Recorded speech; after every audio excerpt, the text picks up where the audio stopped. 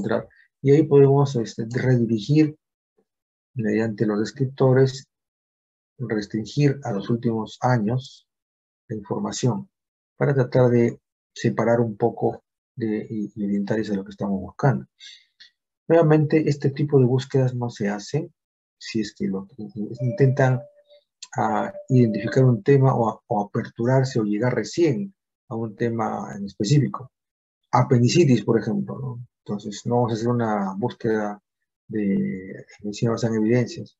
Buscaremos revisiones sistemáticas, buscaremos revisiones literales, narrativas, o nuestro libro para empaparnos del tema, y posteriormente, de repente, ya haremos una búsqueda más específica. Lo que sí, para auditoría médica, cuando estamos frente a un tema que no conocemos bien, con los cuales puede haber habido algún tipo de variación en la administración de una droga, en la solicitud de algún tipo de examen, ¿no? En auditoría médica se tiene que valorar el impacto que tiene en el paciente, el beneficio del tratamiento, pero también se tiene que valorar los costos que esto genera.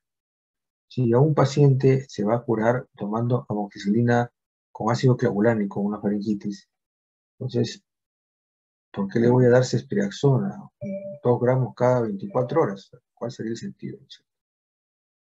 Entonces, si a un paciente, la literatura no encuentro de que darle diclofenaco intramuscular o vía oral más diclofenaco en crema, no existe un artículo que diga que hay una superioridad en relación a efecto analgésico o antiinflamatorio.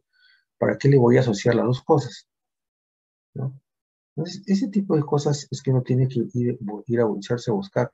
A veces para ver si los tratamientos brindados son costo efectivos de los colegas, si los exámenes de laboratorio también son costo efectivos. Y aún, por un lado, recordemos que puede verse afectado algún tipo de seguro, pero otra vez es la economía que se afecta directamente la del paciente. La idea no es recortar costos, pero sí es darle la oportunidad al paciente que pueda tener la mejor atención posible a un precio razonable. Utilicemos este precio razonable.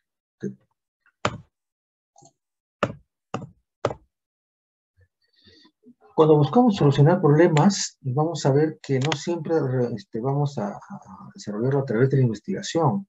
A veces lo hacemos de acuerdo a la intuición. Me parece que, por analogía, a un paciente le dimos tal tratamiento y a otro le dimos otro. Este caso se parece al otro, así que podríamos darle algo similar, ¿no? Pero lo ideal no es estar en este sistema de analogía, su prueba y error, sino ir a buscar pues la información que alguien más ha desarrollado a base de investigación.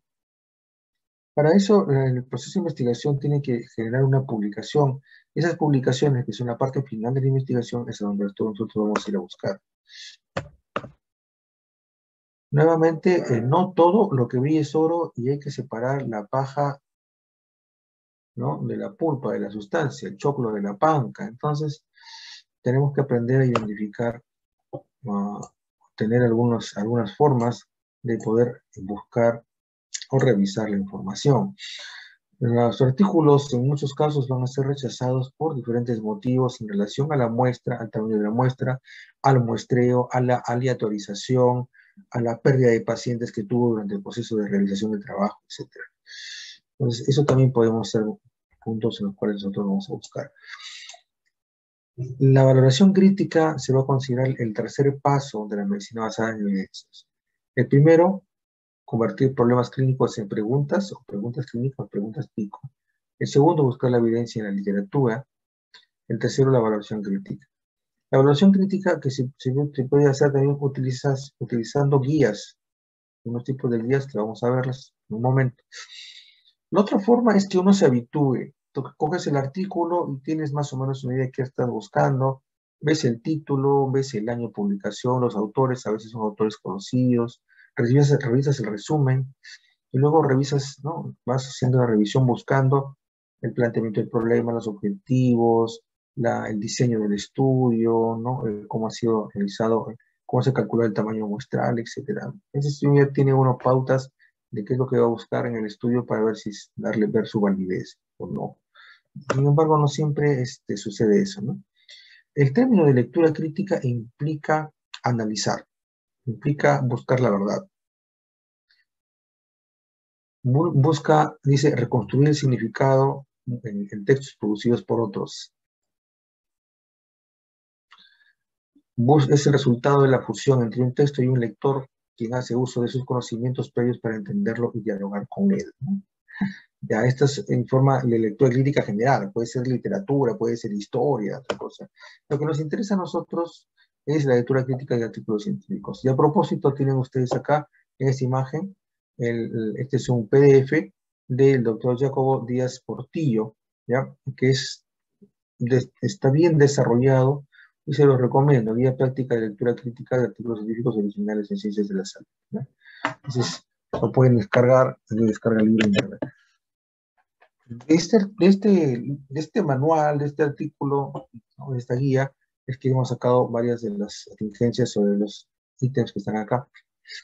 La lectura crítica es el proceso de evaluar e interpretar la evidencia aportada por la bibliografía científica, considerando sistemáticamente los resultados que se presentan, su validez y su relevancia para el propio trabajo.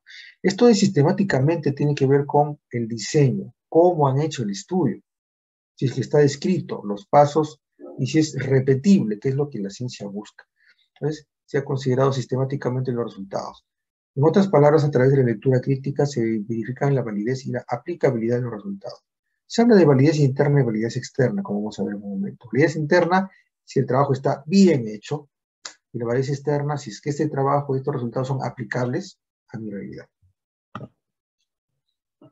Son objetivos de la literatura crítica: identificar la potencia y la deficiencia de las publicaciones científicas, encontrar publicaciones científicas de buena calidad, útiles en cada situación clínica, y tomar decisiones adecuadas sobre los cuidados apropiados, más que apoyarse en las prácticas basadas en la tradición y intuición. Acá regresamos a los conceptos de lo que es medicina basada en evidencia. La aplicación de la mejor evidencia asociada a la práctica clínica, ¿no? Van a encontrar también diagramas de flujo como este, que les orienten a cómo tomar decisiones para hacer evaluaciones de la literatura científica. Por ejemplo, acá en este esquema comienzan con el título.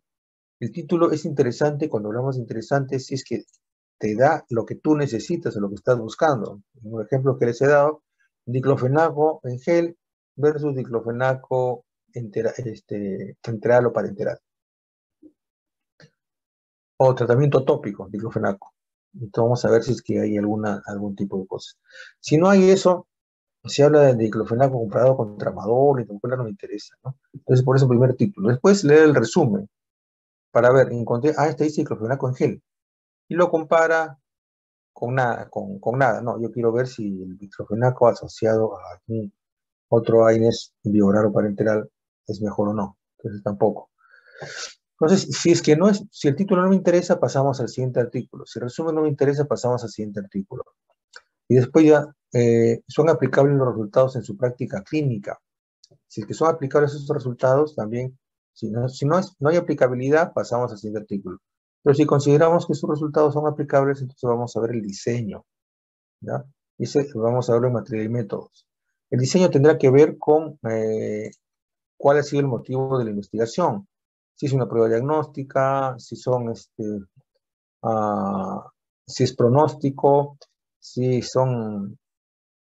es tratamiento, si es causalidad o etiología, etcétera. De acuerdo a eso, vamos a ver el tipo de estudio o diseño.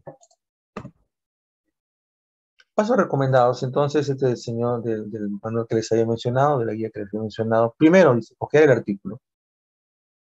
Lee los nombres de los autores, porque a veces son autores ya conocidos. Mire el año en que fue escrito, interpreta el título del artículo, identifica secciones en que está dividido. Mira gráficas, figuras y mira la bibliografía. Eso, brevemente, te tomará un par de minutos. Después viene, lee el resumen del artículo, que es lo que muchos a veces hacemos de frente. Trata de entender lo más posible, identifica el argumento central, mira sus conclusiones. Luego de eso viene una lectura. Acá vamos a leer todo el artículo, pero en una forma rápida. no te vas a detener a interpretar, sino que si encuentras algo que no entiendes, lo tomas, lo anotas. Encuentras un resultado, a qué se refiere el P, a qué se refiere los rangos referenciales en estadística, ¿no? A qué se refiere tal término que no entiendo, lo vas anotando, pero avanzas y ves con rapidez. Después de esa primera lectura, todos aquellos ítems que no entendiste, los vas a revisar nuevamente, vas a buscar. Y una vez que ya tienes esa información, recién te lanzas a la segunda revisión, la segunda lectura, ¿okay? de este artículo. Esto toma tiempo, o sea, no es algo que puedas hacer con tanta brevedad. Entonces, de acuerdo a eso, es que tendrás que verla, dependiendo del detalle de la información que busques. Si no, tendrás que leer revisiones simplemente, y se trata de la parte asistencial. Pero en el caso que les explico, para auditoría médica, muchas veces tenemos que ver cosas muy puntuales sobre tratamiento. Por ejemplo, teníamos algunos colegas que daban ketorolaco asociado con otro AINES, ¿no? ¿Cuál era la justificación de dar, por ejemplo, ketorolaco asociado a diclofenaco, ¿no? Hasta en algunos pacientes? Entonces, un colega nos contestó pues de que el ketorolaco tiene mayor poder analgésico y el diclofenaco tiene mayor poder antiinflamatorio, entonces por eso es que le estaba indicando la asociación. Buscamos bastante, sin tiempo regular, ¿no? Buscamos si es que existía o no existía alguna validación y encontramos algunos estudios así muy superficiales, pero bueno, algo de información se encontró. No encontramos estudios aleatorios, prospectivos, randomizados sobre este tema, ¿no? Sobre aplicación de diclofenaco tópico, por ejemplo, asociado a otro AINE vía oral, ibuprofeno, naproxeno, piroxicam. Sobre eso encontramos de que el diclofenaco tópico sí está probado, su eficiencia, tanto en trauma agudo como en procesos inflamatorios como la artrosis.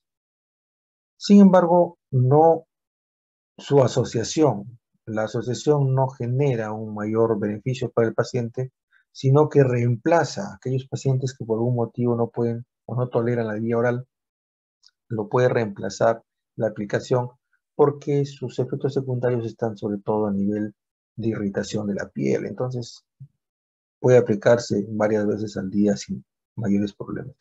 Entonces, eso también, a veces uno va, entra a buscar y encuentra un montón de información y tiene que comenzar a disgregar, a separar, hasta que encuentra aquello que es relevante para que se pueda aplicar a lo que estamos buscando. Por último, después de la segunda leída, reflexión con espíritu crítico sobre el artículo leído. Hablamos ya de validez, precisión, y utilizar preguntas críticas como guía. Ya en la segunda lectura, obviamente, ya vamos a ir buscando algunos datos relevantes, como puede ser ver la hipótesis, los objetivos, si hay pregunta de investigación, las investigaciones que se han hecho antes, si esto contribuye, si la información o el artículo contribuye, ¿no?, al desarrollo o mejora las circunstancias de los pacientes, etcétera, etcétera. Entonces, esas son preguntas directrices. Y acá, por ejemplo, vemos acá lo que es la validez interna y externa. Validez interna, ¿cuáles son los resultados de ese estudio? ¿Son válidos estos resultados? Esto quiere decir, ¿está bien hecho el trabajo? Y para estar bien hecho, tenemos que revisar la metodología, el diseño, y tenemos que revisar si están bien planteados el problema, los objetivos, las conclusiones. Y la validez externa es la aplicabilidad. ¿Son útiles estos resultados para el cuidado de mis pacientes? Esa es la validez externa. Cuando valoramos el diseño, tenemos que ver si lo que estamos buscando está correlacionado con diagnóstico, frecuencia, riesgo, pronóstico, porque de acuerdo a eso es que vamos a ver el tipo de estudio, si es transversal, cohorte, casos y controles, etc. ¿Ya? Entonces, se tiene que existir esa correlación. Acá tenemos una tablita donde se clasifican los diseños epidemiológicos. Ven ustedes que los diseños descriptivos, donde solamente se va a tomar datos, ¿ya? Datos puntuales en un solo instante, en un solo momento, son observacionales. No estamos modificando, no estamos aplicando ninguna droga, no estamos modificando nada, estamos tomando datos simplemente. Los analíticos sí van a ser observacionales y experimentales. los analíticos van a formar grupos de los pacientes, los analíticos observacionales, grupos de los pacientes, pero que no son manipulados, no son aleatorizados, no son controlados con ciego, doble ciego, etc. No les estamos dando una determinada droga así y al otro placebo, no. Solamente estamos observando cómo se evolucionan dos grupos, ¿no? De acuerdo al tratamiento que reciben. ¿Cómo? Lo podemos hacer prospectivo como casos como corte o de repente como casos y controles hacia atrás. Vamos a buscar todos estos pacientes. A esto recibió naproxeno, ibuprofeno, diclofenaco. Entonces, estos han recibido tales fechas y vamos a ver después cuándo fue que regresaron y para ver cuántos controles tuvo, etcétera, etcétera, ¿no? Ese también puede ser en casos y controles. Y los experimentales donde sí vamos a manipular las variables. A este le damos ibuprofeno, a este diclofenaco. Vamos a ponerlo con pastillas que sean iguales para que nadie sepa a quién estamos dando ibuprofeno y a quién estamos diclofenaco. Entonces, analíticos. Acá tienen unos pasos para realizar una lectura crítica, considerando el propósito de la identificación de fuentes de sesgo, identificación de objetivos y evaluar coherencia, identificar la población blanco, la representatividad de la muestra, si las mediciones son adecuadas, interpretar resultados y conclusiones. Bueno, es otra serie de pasos. Y acá hay una serie de preguntas que van asociadas con lo que estábamos mencionando antes. Importancia o relevancia de la investigación. ¿Estás de acuerdo con la forma en que el autor abordó la investigación a la de diseño? ¿Cuán apropiados son los procedimientos y técnicas de investigación utilizados por el autor, etcétera? ¿No? Son todas estas preguntas guía y preguntas críticas en relación al caso. A tu mejor entender, los datos presentados son sólidos y reconocidos por los pares. Logra el artículo cumplir con los objetivos que planteó en principio. Revisa alguna bibliografía sobre el tema del artículo. ¿Consideras que el autor ha citado los trabajos importantes sobre el tema? Todos. Se parece cuando ustedes les indican cómo hacer una tesis, ¿no? Es algo similar. Pero en este caso lo que hacemos es la evaluación. Cuando uno desarrolla un trabajo de investigación, se plantea a veces por preguntas o por pautas para ver que se está desarrollando bien. Acá lo que hacemos es para ver si ya se ha desarrollado bien, si es un buen trabajo. Y llegamos a esta parte donde hablamos del checklist de evaluación. El listado CASPE, Critical Appraisal Skill Program, la E de español, porque también viene en inglés, son listados de 10 a 11 preguntas fáciles, donde se va a contestar sí, no o no sé. ¿Ya? Entonces, esto vamos a utilizar nosotros para la práctica. Hay otro tipo de listados que son, por ejemplo, llegar el CONSOL para ensayos clínicos aleatorios, el listado STROP para estudios observacionales, el AGRI para guías de práctica clínica. El CASPE lo que tiene es que va a tener diferentes listados. El listado para ensayos clínicos, el listado para observacionales, transversales, etc. Esta es la página web del CASPE.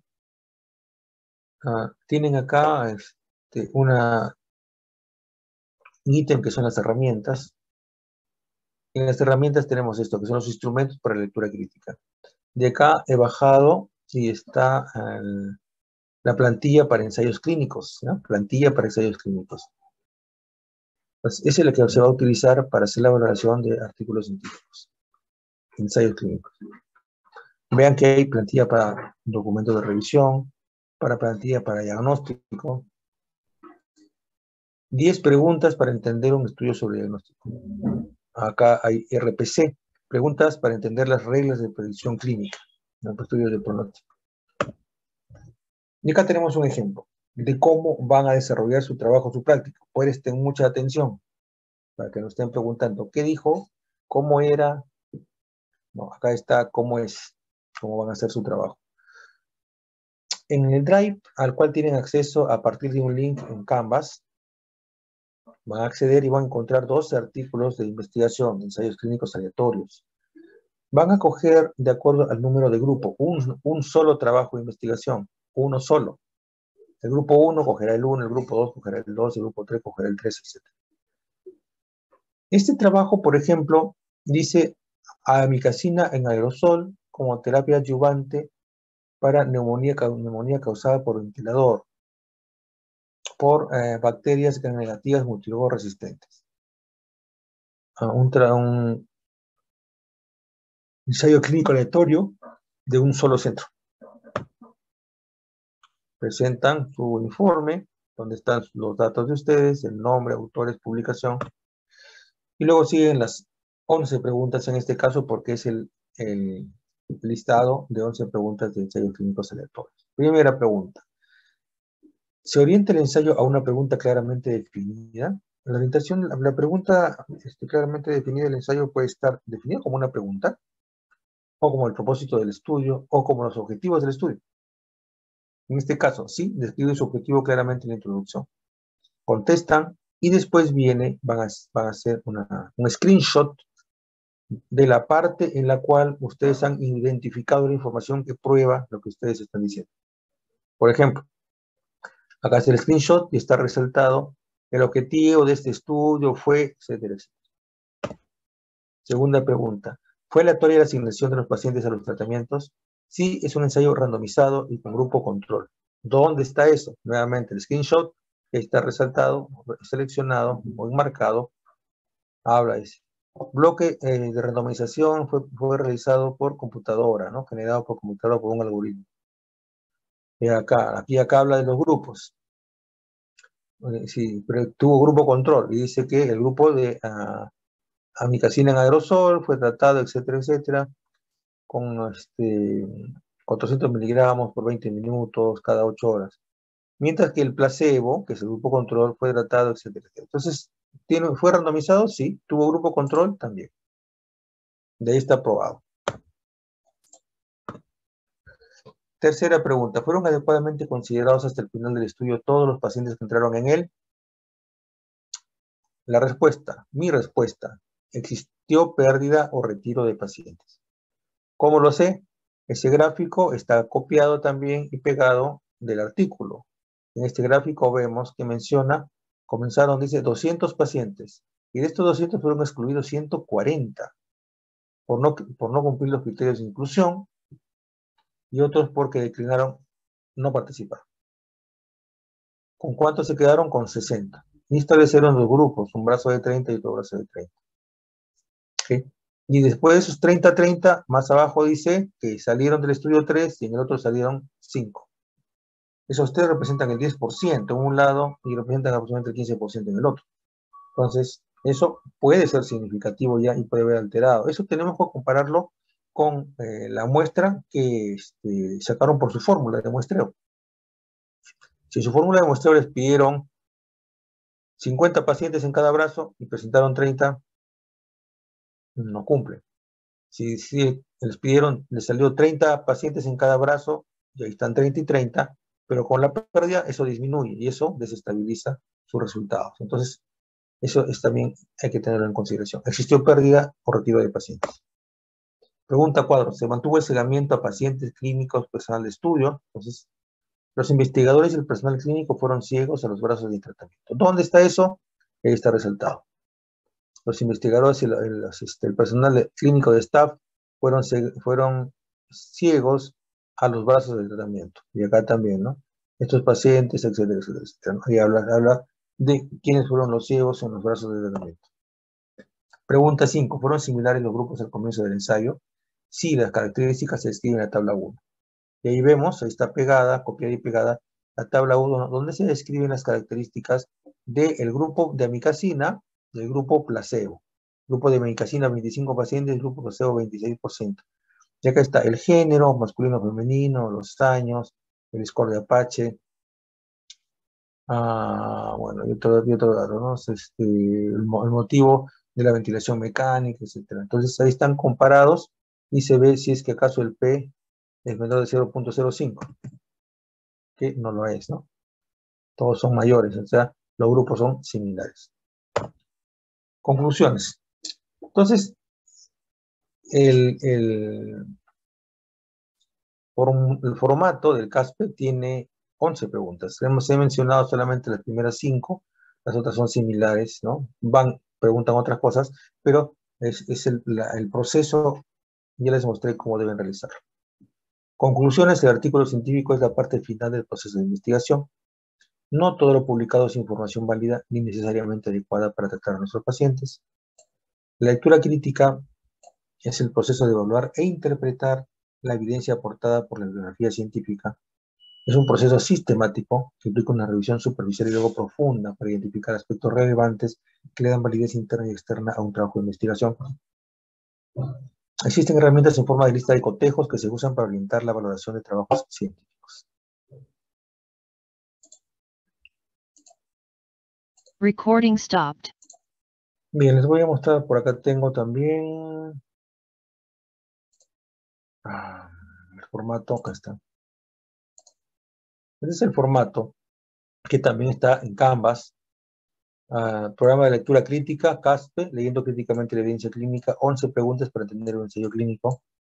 Hay algunos comentarios generales, lo leen y de ahí pasamos al formulario, formato. Tiene partes. La primera es para contestar la pregunta general si son válidos los resultados del ensayo. Esta pregunta no se va a describir, no se va a contestar en sí. Vamos a contestar las 11 preguntas. Pregunta 1. Se orienta el ensayo a una pregunta claramente definida.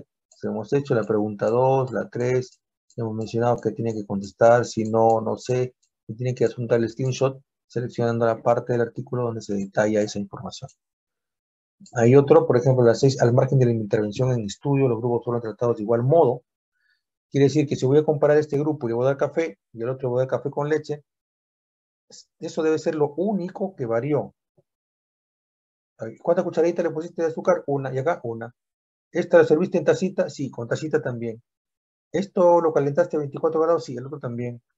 ¿Le diste 10 minutos para tomar? Sí, al otro también. Todo lo demás tiene que ser igual. Eso es lo que están preguntando ahí. Sección B. ¿Cuáles son los resultados? 7. Es muy grande el efecto del tratamiento. En los resultados van a ver de repente que en este brazo tuvieron 5 muertos y en el otro tuvieron 20. Entonces ahí ya es evidente, ¿no? La diferencia. A eso se refiere. Es muy grande el efecto del tratamiento. Aquellos que se trataron con el medicamento, tuvieron 5 muertos, mientras que los que trataron con el otro tratamiento o sin tratamiento tuvieron 20. ¿Qué desenlaces se midieron? Puede ser mortalidad, puede ser complicaciones, puede ser morbilidad, continuación de síntomas. Pueden medir también costos, permanencia hospitalaria, etc. ¿Cuál es la precisión de este efecto? ¿Cuáles son sus intervalos de confianza? Acá te hablo un poco de la parte estadística. No tengan miedo de la parte estadística. Van a ver el P y los intervalos de confianza, ¿ya? Como medidas estadísticas, para ver si efectivamente han sido usados y si corresponde. La pregunta, la sección C, ¿pueden ayudarnos a estos resultados? Ayudarnos con nuestros pacientes. En el caso del auditor, ayudarnos para verificar o contestar la pregunta.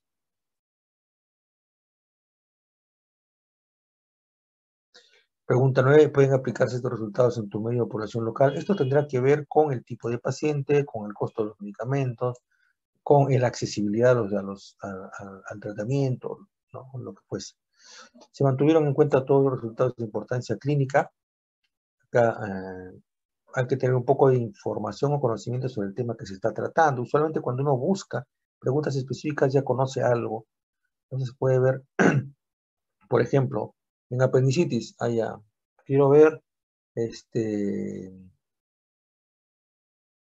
abscesos residuales. Pero mira, acá está poblando infección de herida, tiempo de tratamiento, etcétera, pero no han comprobado quién ha presentado mayor acceso residual, ¿no? Entonces, están incompletos los resultados. Los beneficios a obtener justifican los riesgos y los costes. Todo tratamiento puede tener riesgos y costes. Cuando son diagnósticos, de repente no hay mucho problema, pero pensemos en que puede haber una prueba diagnóstica que sea por punción, ¿no? Punción ecográficamente dirigida y que pueda generar pues, algún otro tipo de problema. Entonces, eso habla de riesgos. Y los costes es que para hacer esta prueba por punción necesito comprar el kit que cuesta $150 cada uno. La prueba cuesta 20 soles y el kit cuesta 150 dólares. Entonces, eso no es costo, no hay una buena justificación de costo. Pero de repente es la única prueba que nos da pues un 99% de seguridad, tal vez. Y los otros son los riesgos. Para hacer esta prueba tengo que utilizar este kit para hacerlo a ciegas, con lo cual a veces hay sangrado, a veces se introduce aire, a veces se introducen contaminantes, etc. Entonces, riesgos y costes comparado con los beneficios obtenidos. Bien. Ya. Preguntas. Entonces, está descrito todo el proceso que tienen que hacer. En Canvas está la presentación, en Canvas está el formulario de CASPE y también está escrita la tarea.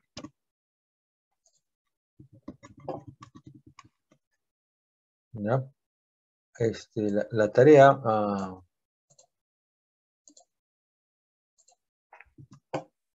un ratito.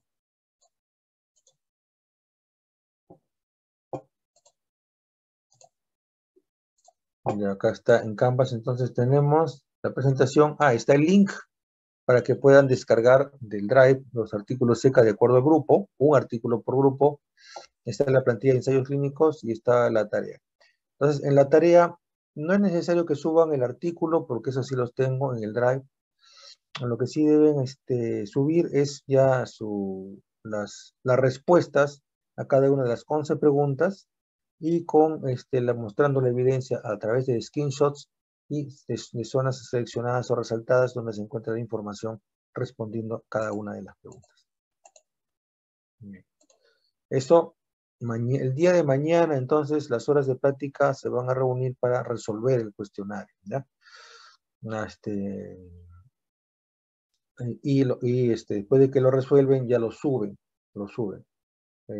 Tienen los plazos para subirlo. Si tienen alguna pregunta, mañana voy a estar con trabajo asistencial, entonces voy a estar limitado por eso, pero si tienen alguna pregunta a través del delegado, me la hacen llegar por el chat.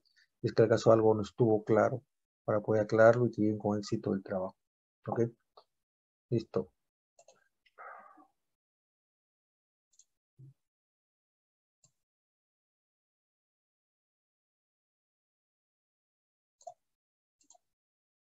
Un momento para abrir la registro de asistencia.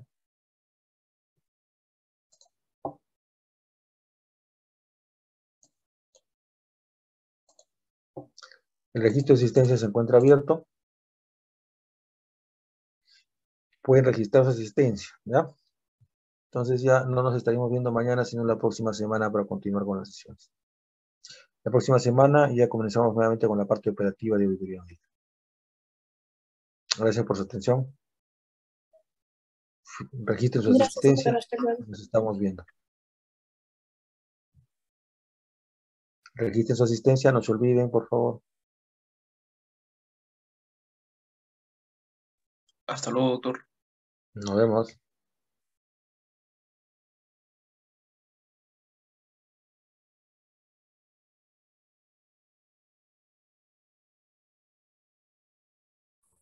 Hasta luego, doctor. Hasta luego, hasta luego. Hola, doctor. Hola, doctor. Hasta luego, Valeria. Hasta luego, doctor. Hasta luego, Jean-Pierre.